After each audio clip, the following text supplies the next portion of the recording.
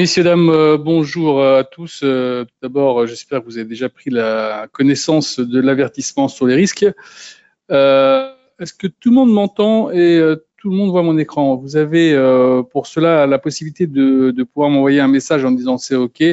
Vous avez un chat en haut à droite de votre écran. Il y a une flèche rouge ou un trait rouge qui vous permet d'y accéder. Merci bien du retour. On va attendre juste quelques instants, le temps que les retardataires puissent se connecter. Et si, de toute façon, si ce n'est pas le cas, on commencera quand même. OK, à tout de suite. Quelques secondes. Bon, rebonjour à toutes et à toutes. Nous allons donc commencer le cours sur la MetaTrader. Je peux retirer cet avertissement sur le risque. Alors, voici la MetaTrader 4. Je rappelle qu'il existe aussi la MetaTrader 5. C'est sensiblement la même chose. La seule différence notable, c'est qu'elle est un peu plus puissante dans le sens où vous avez accès à beaucoup plus d'actions. Pour ceux qui sont intéressés à trader très souvent les actions, on a pas mal d'actions sur la MT4, mais sur la MT5, il y en a beaucoup plus. Donc ça, c'est une des choses qui sont à noter. Maintenant, en ce qui concerne la MT4 ou la MT5, vous devez toujours télécharger cette plateforme depuis votre compte Avatrade. Quand vous êtes sur avatrade.com ou avatrade.fr, à côté de votre numéro de compte, il y a marqué « Télécharger la plateforme ».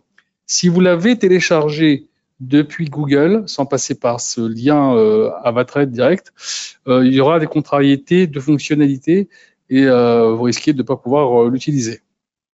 Donc ça, c'est la première chose. Une fois que vous l'avez téléchargé, que vous l'avez sur votre PC, OK, vous allez aller sur « Fichier » et vous allez arriver ici sur « Se connecter au compte de trading ». Là, vous allez avoir une petite fenêtre qui va s'ouvrir, dans laquelle vous allez mettre votre numéro de compte. Alors, vous mettez le compte réel ou le compte démo, si vous avez ouvert un compte démo. Le mot de passe, c'est toujours le même, c'est celui que vous avez créé au tout départ. D'accord? À côté de chaque numéro de compte, vous avez un serveur qui est dédié. Alors, si c'est un compte démo, vous avez AvaDemo. Si c'est un compte réel, ça peut être le serveur AvaRéel 1, 2, 3, 4, 5 ou 6. Donc, vous avez ici la possibilité de choisir les serveurs. Une fois que vous l'avez fait, vous faites entrer, vous êtes connecté. N'oubliez pas d'appuyer sur enregistrer les informations. Comme ça, une fois que vous l'avez fait, vous n'avez plus qu'à ouvrir votre plateforme en 2 secondes. Vous n'êtes pas obligé de repasser par là à chaque fois. Quand c'est ouvert, comment se présente la MT4? Vous avez en fait 3 fenêtres importantes. Ici, observation du marché. C'est là où vous allez retrouver l'ensemble des valeurs que nous proposons sur la MT4 ou sur la MT5, d'accord, qui vous sont ici proposées. Maintenant, si au départ, vous sentez que vous n'avez pas beaucoup de valeurs, qu'il y a un problème dessus, c'est possible, parce qu'il y a au téléchargement, des fois, vous n'avez pas toutes les valeurs qui apparaissent. Alors, un petit clic droit sur une valeur, et vous faites montrer tout. L'appuyez ici, et toutes les valeurs qui vous manquent vont réapparaître avec le petit curseur qu'il y a ici, là. Vous allez pouvoir les visionner. Alors, ce que vous avez à noter, c'est qu'elles sont séparées en code couleur. Alors, en blanc, vous avez les valeurs du Forex. Ici, en sommené, on va dire les valeurs du pétrole. Là, les commodities. Ici, ici, vous allez avoir toutes les matières ferreuses, toutes les matières, voilà, ici. Les indices en bleu. Ici, en orange, vous allez avoir les cryptos. En vert, les actions. Puis comme ça, vous allez pouvoir mieux vous repérer. Quand vous avez vu, alors moi, c'est un petit peu enfouilli, mais vous, ça sera certainement mieux classé. Quand vous allez regarder ça, vous voyez ici, pour l'instant, on a le symbole, c'est-à-dire le nom du produit avec le prix de l'offre et de la demande. D'accord? Qu'est-ce que vous devez faire? Si par hasard, vous avez envie d'avoir un peu plus d'informations, vous appuyez sur un petit clic droit sur une valeur et vous allez sur High-Low. High-Low, ça va vous donner tout de suite les plus hauts et les plus bas de la journée. Ça peut être intéressant si vous voulez savoir un peu où vous en êtes par rapport à ce qu'on a fait aujourd'hui. Vous voyez tout de suite d'un clin d'œil, on était à 1,1744. On a fait pour l'instant un plus bas à 1,16,670. On va dire que sensiblement, on est au milieu du guet. On est entre les deux, entre le plus haut et le plus bas pour l'instant. OK ? Maintenant, vous avez aussi la possibilité encore d'aller chercher les écarts. Alors, les écarts, ça vous donne quoi? Ça vous donne le spread appliqué sur chaque produit. Le spread, je rappelle, c'est l'écart qu'il y a entre l'achat et la vente sur les produits. Alors moi, je les mets pas parce que ça me prend un peu trop de place, alors je les enlève. Mais voilà, si vous voulez les mettre, voilà comment on fait. Quand vous avez fait ça, on a parlé du premier tableau, il y a le deuxième tableau, c'est le graphique ou les graphiques, parce que pour l'instant, évidemment, vous en voyez un, mais vous pouvez en avoir beaucoup plus. Alors, on verra ça tout à l'heure. Et vous avez ici le cadre terminal. Le cadre terminal, c'est ici, vous allez avoir le trading. Dans trading, vous allez retrouver votre solde. Mais vous retrouvez également, tout à l'heure, quand on fera les explications, vous retrouvez vos opérations en cours. C'est-à-dire que si vous avez un ordre ouvert à l'achat ou à la vente, il sera là. On le verra tout à l'heure. Maintenant, quand vous avez fermé votre ordre, vous retrouvez tous vos ordres dans historique, ici, historique du compte. Donc là, vous allez avoir toutes les opérations que vous avez faites. Maintenant, imaginons que vous voulez avoir on va dire un petit détail, un petit rapport de ce que vous avez fait depuis le début de l'année. Ben, vous allez ici, vous faites un rapport détaillé par date, vous sélectionnez, vous aurez tout ce que vous avez fait avec un rapport exact des opérations enregistrées. Ça peut servir pour les déclarations d'impôts, c'est assez intéressant d'avoir ça. Maintenant, si vous n'y arrivez pas, vous faites appel à votre gestionnaire de compte et il fera tout ça pour vous, il n'y a pas de problème. Maintenant qu'on a vu ça, on va revenir sur le premier tableau et on va choisir une valeur. Alors, si tu veux, on peut, je ne vais pas écorter tout ton nom, c'est Ratia Najvic. Si tu veux choisir une valeur, dis-moi, on va essayer de travailler sur une valeur que tu auras choisie.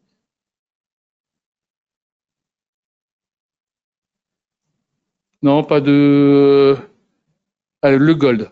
C'est assez en vogue en ce moment, on va mettre sur le gold. On y va, on va se mettre sur le gold. Alors là, vous avez vu tout à l'heure, il y a eu une petite baisse assez violente. On était à 340, on est redescendu à 300, 310, un truc comme ça. Donc, alors on fait un clic droit, ouvrir graphique. Là, on a ouvert le graphique. Là, on voit ici qu'on a fait 316, par contre. On a fait 316 au plus bas. Bah, c'était simplement parce qu'on a eu des chiffres au niveau de l'indice PCE des ménages qui étaient en hausse. Je rappelle que l'indice PCE des ménages, c'est de l'inflation. Alors, quand on parle un peu et on met la pression à Powell pour baisser les taux, bah, il a peut-être raison d'attendre jusqu'au mois de septembre pour voir ce qui va se passer. Donc, petit clic droit dans le graphique, propriété, et là, vous allez pouvoir remettre le graphique aux couleurs que vous aurez envie. Moi, je vais vous montrer celle que je prends, mais après, vous ferez ce que vous voulez. L'arrière-plan, moi, je le mets en kaki. Le texte, je le mets en noir. La grille, je la fais disparaître, je la mets en kaki. La barre haussière, je la mets en bleu. La barre baissière, en rouge. La bougie haussière, le même bleu. Et la bougie baissière, le même rouge. Pour le reste, je ne touche pas, je fais juste OK. Et là, maintenant, voilà, j'ai ici le graphique qui va être un peu plus lisible, peut-être. Ah ouais, j'ai grossi un peu le trait avec les loupes qui sont là. Et je m'aperçois que pour l'instant, je suis en bâtonnet. Il existe 3 types de graphiques, en courbe, en bâtonnet et en candlestick, en chandelier japonais. Nous, on préfère travailler en règle générale, on va dire à 80%, en candlestick. J'appuie ici, et donc mon graphique change automatiquement et se met en candlestick. Vous avez ici des unités de temps qui va de 1 minute jusqu'au mois. Donc nous, ce qu'on va faire, on va choisir une unité de temps qui me paraît plutôt intéressante pour donner une petite tendance bien. On va prendre le daily. Daily, on va rapetissir un petit peu, on va tasser un peu voilà, le truc, on va écarter le graphique du bord droit. Voilà, on a maintenant notre graphique qui est devant nous. Je rappelle qu'on est en daily, donc chaque bougie que nous avons représente une journée de cotation. Je vais enlever 2 minutes de l'observation du marché pour qu'on puisse avoir une meilleure visu du graphique. Quand vous voulez remettre, vous revenez ici dans l'affichage, vous retapez l'observation du marché et ça revient. D'accord? Donc, première chose qu'on fait dans une étude graphique, c'est de commencer à déterminer les couloirs, c'est-à-dire les trends. Alors, on va ici dans dessiner un canal équidistant. Voilà, ici.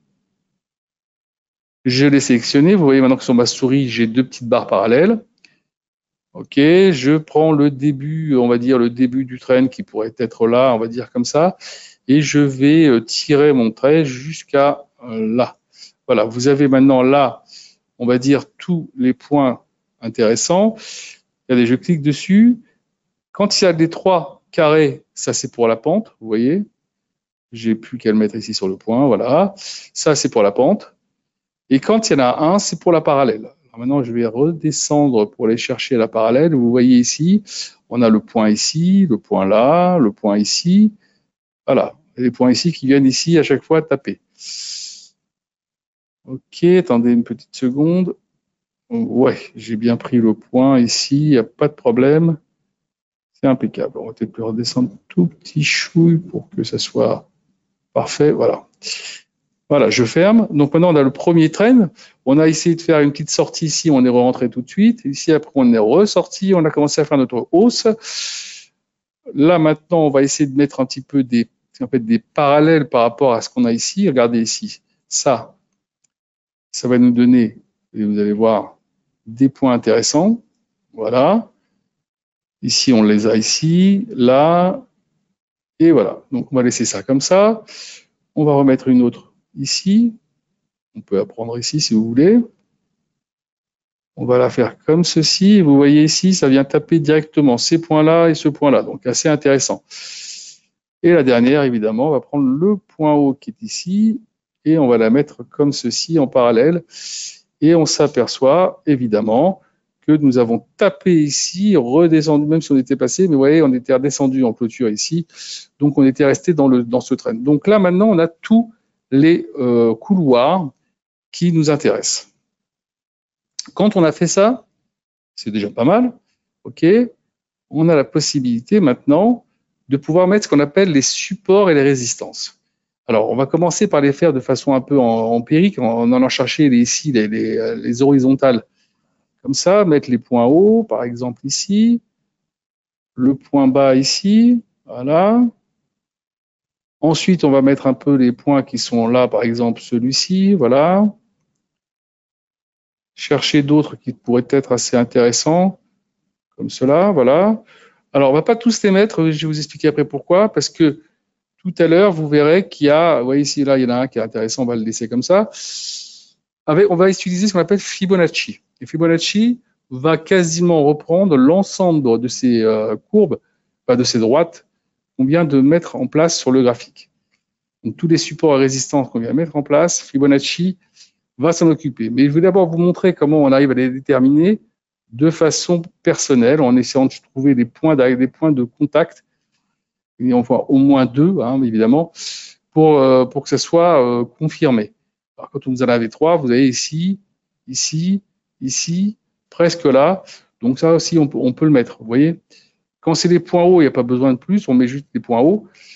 Voilà, mais après, vous cherchez d'autres points. Vous voyez ici, tous ces points-là qui ont été ne quittez pas une seconde.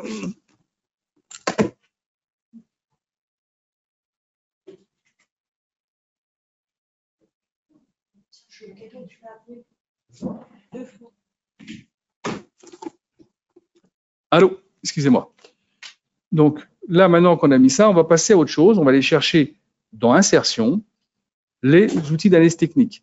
Indicateur, Trend, et on va chercher les premiers. Donc je vous laisse regarder un petit peu comment on y arrive.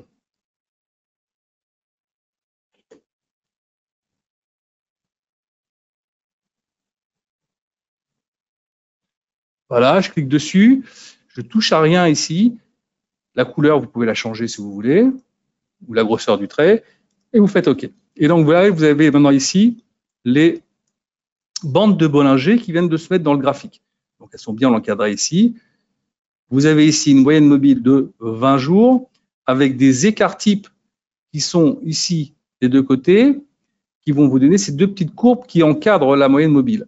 Et donc, on se dit qu'à chaque fois qu'on vient taper le haut de la bande de Bollinger ou le bas de la bande de Bollinger, on a des retours en sens inverse. Ça se confirme quasiment, allez, à 75%.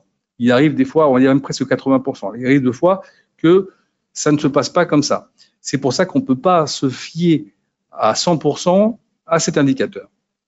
OK, mais on le met parce que ça va nous donner quand même pas mal d'informations. Alors, une fois qu'on a mis ça, on peut retourner maintenant dans Insertion, Indicateur, on va dans Oscillateur, on descend sur Relative Swing Index. Encore une fois, je vous laisse le temps de regarder. Indicateur, Oscillateur, Relative Swing Index. Là, je clique dessus, c'est la RSI. On touche à rien, encore une fois, si vous voulez la couleur ou la grosseur du trait, vous faites OK. Et là, la RSI va se mettre ici.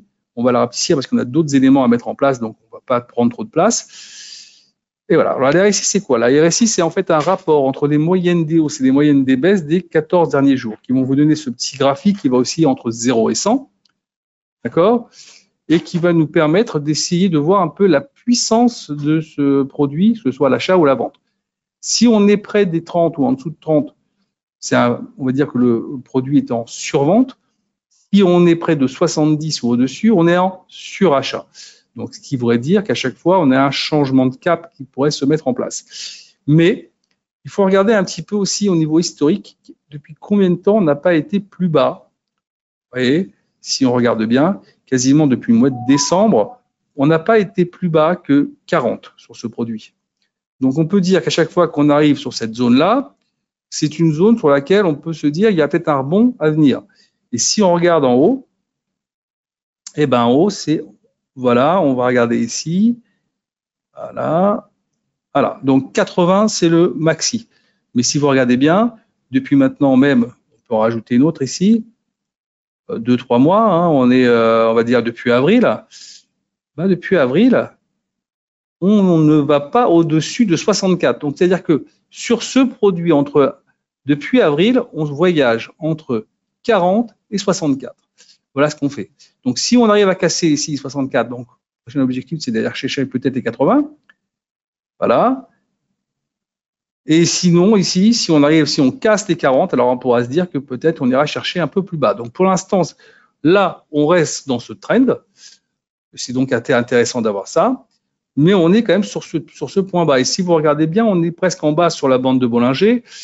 D'accord? Donc, on peut se dire que si on n'est pas loin de la bande de Bollinger, on peut imaginer peut-être un retour vers le haut. On ne veut pas tirer encore trop rapidement de conclusion. On va donc continuer à chercher avec d'autres éléments. Indicateurs, oscillateurs, et là, on va aller chercher les MACD. Voilà, je vous laisse le temps de regarder. MACD, touche à rien ici, on fait juste OK. Et là, vous allez avoir les MACD qui vont venir se mettre sur votre graphique. Alors, qu'est-ce que c'est que les MACD? Les MACD, c'est deux moyennes mobiles exponentielles de 12 et 26 jours. Alors, on ne va pas vous demander de les calculer, c'est automatique. Et ça va vous donner ce petit graphique. Donc, les MACD en bleu, le signal en rouge. Et donc, vous voyez que quand on est en dessous du signal, c'est un marché qui est baissier. Mais dès que vous voyez que ici, ça commence un petit peu à se redresser, on commence déjà à amorcer le retour. Et donc, on a une accélération qui est en train de se faire. Alors, il se peut que vous ratiez peut-être la première barre ou même peut-être la deuxième barre. Mais là, dès que vous arrivez ici, vous pouvez vous dire que déjà, en plus, vous avez l'inflexion ici qui s'est faite en place. Là, normalement, vous pouvez pas ne pas prendre une position pour l'accompagner. D'accord? Là, pour l'instant, vous voyez, on n'a pas encore une inflexion qui nous donne la possibilité de dire que ça y est, on va repiquer vers le haut. Là, ça reste encore assez bas. On a toujours cette descente, même si elle est petite, mais ça reste toujours une descente et on va attendre que le marché nous donne un vrai signal. Pour l'instant, c'est pas encore ça. Donc là, vous avez compris comment ça se lisait. Donc, si vous voyez maintenant une MACD ici qui repasse ou à égalité ou peut-être un petit peu au-dessus, c'est peut-être le signal avec une RSI qui se redresserait. Ça serait peut-être le signal d'une reprise du produit à la hausse de façon certaine. Alors, maintenant, on continue. On va aller chercher encore un autre indicateur. On va toujours dans oscillateur et on va chercher ce qu'on appelle les stochastiques oscillateurs. Là, je fais OK. Et voilà. Donc, les stochastiques oscillateurs, qu'est-ce que c'est? Alors, à la base, les stochastiques, c'est un produit qui a été créé pour la répartition du hasard. Je crois que c'était dans les années 60-70, hein, je ne peux pas te dire de bêtises. Et c'est George Lane qui a décidé de l'utiliser pour essayer de l'appliquer sur IBM. Depuis, il a trouvé que c'était plutôt pas mal. Une grande partie de la communauté des traders l'utilise sur leur graphique. Alors, comment ça se lit? Vous avez un peu comme sur la MACD. En vert, ici, vous avez la stochastique, vous avez le signal. Tant qu'on est au-dessus, marché haussier. Si ça casse, que ça décroise, marché baissier. Et là, vous voyez, marché hésitant. On était en bas, pourtant, en bas du trend, là, ici. Mais là, on ne sait pas quoi faire. Là, on ne sait pas quoi faire. Là, on ne sait pas trop quoi faire. Et là, même chose ici. Ça fait 2-3 jours qu'on est un peu dans la même zone. Donc, on voit bien que le marché, pour l'instant, se met un gros point d'interrogation. Est-ce que je retourne à la hausse ou qu'est-ce que je fais?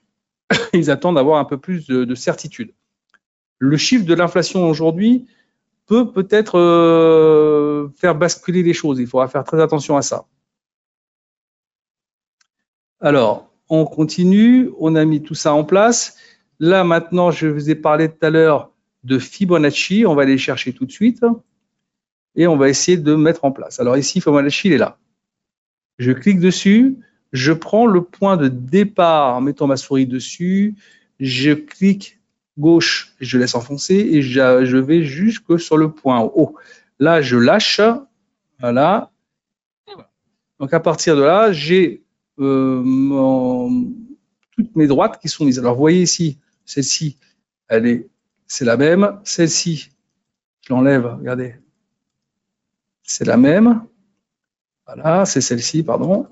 Ah. Bah, facile. Voilà. Celle-ci, on peut la laisser parce qu'elle est indépendante. C'est peut-être une qu'on n'avait pas ici, donc c'est impeccable, on va la laisser.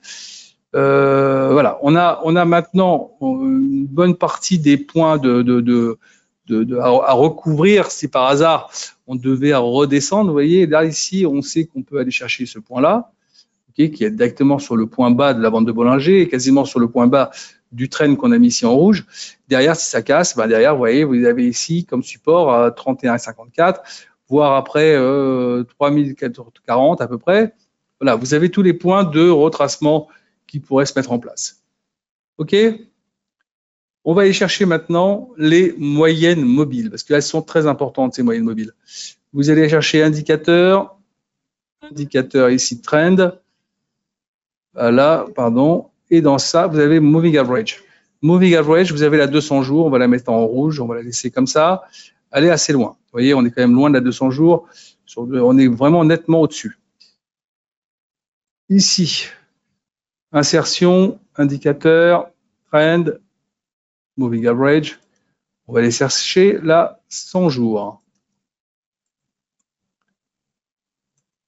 Voilà. Je vais la mettre en bleu. Allez. Hop. Voilà. Là, elle est ici. Elle reste quand même encore assez loin. Elle flirte un peu avec le bas du trend qu'on a ici, mais voilà. Et maintenant, la dernière, qui n'est pas la moins importante, indicateur, moving average, là, 50 jours. Et vous allez voir, elle est plutôt intéressante. On va la mettre en jaune, peut-être, ça pourrait passer. Voilà. Regardez un peu. On l'a ici depuis pas mal de temps, hein, quasiment depuis décembre 2024. Ok, même si on revient en arrière, on peut retrouver un peu plus de possibilités. Eh ben, regardez, à chaque fois qu'on vient taper cette moyenne mobile, on rebondit dessus. Alors, on la passe dans la journée des fois, mais on clôture toujours au-dessus. Et c'est ce qu'on a fait ici, ici, ici. On a fait là et là et là. Et là, maintenant, on va encore peut-être se battre encore un petit peu pour aller chercher à clôturer peut-être au-dessus de cette moyenne mobile qui est aux alentours des 3317. 3318, on va dire, on est vraiment dessus. Donc, on est en train de tourner autour déjà depuis 2-3 jours. Et est-ce qu'on va tenir ou pas? C'est la question. On va falloir surveiller ça de très près dans les prochaines heures. Peut-être qu'un chiffre, un événement pourrait donner à ce produit une vraie dynamique, que ce soit haussière ou baissière. Donc maintenant, là, vous avez mis tous les éléments intéressants, j'ai envie de vous dire. Donc,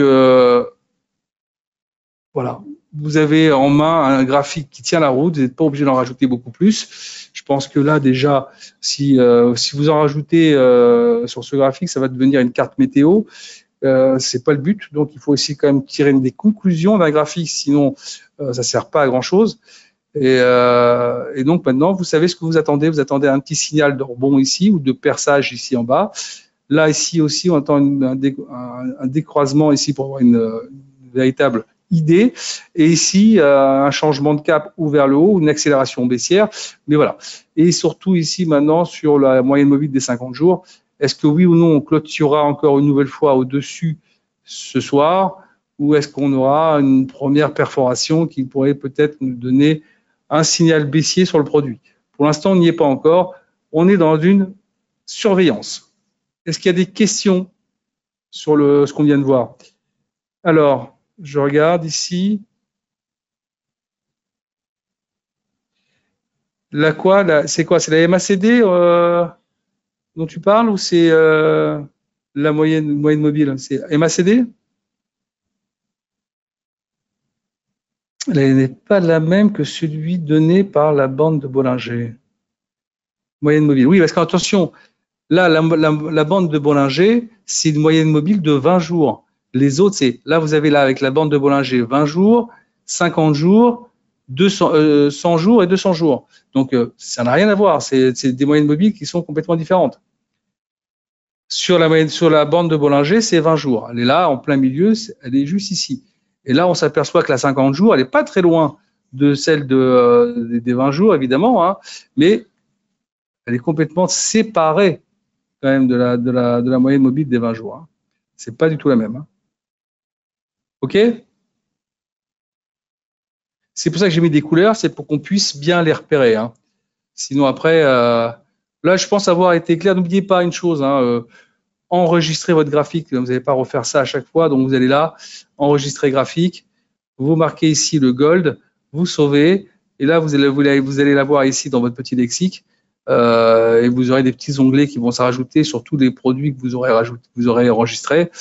Et comme ça, vous pourrez à chaque fois voyager d'un produit à l'autre et voir un peu comment ça évolue pour pouvoir déceler les opportunités du moment. Je vous attends pour les prochains webinaires. Il y en a un autre pour les les outils d'analyse technique qui auront lieu la semaine prochaine. Je pense qu'on a déjà vu quand même pas mal de choses hein, sur la MT4. Pour passer la passation d'ordre, c'est quand même assez important quand même. Hein. La passation d'ordre, je vais vous le faire quand même. Quand vous passez un ordre, vous avez plusieurs solutions. Ou passer d'ici, voilà, ouvrir nouvel ordre. Vous avez la possibilité de le passer ici. Voilà, voilà. Vous avez aussi F9. OK, quand vous êtes sur votre PC. Maintenant, quand vous avez passé votre ordre, là ici, on va dire qu'on est vendeur pour le moment. Vous avez marqué ici, vous avez votre numéro d'ordre, vous avez le jour et l'heure auquel vous l'avez passé, le sens, le volume évidemment, le produit, le prix auquel vous l'avez fait, le prix auquel vous pouvez le sortir, ce que vous gagnez, ce que vous perdiez au bout. Si vous appuyez ici sur la croix, vous avez la possibilité de fermer votre ordre en appuyant sur prix de clôture. Mais attention, vous avez aussi la possibilité, si vous voulez, de fermer par parcelle. Ici, j'en ai 0,10. Si je veux, je peux faire 0,05 et je ne ferme que 0,05.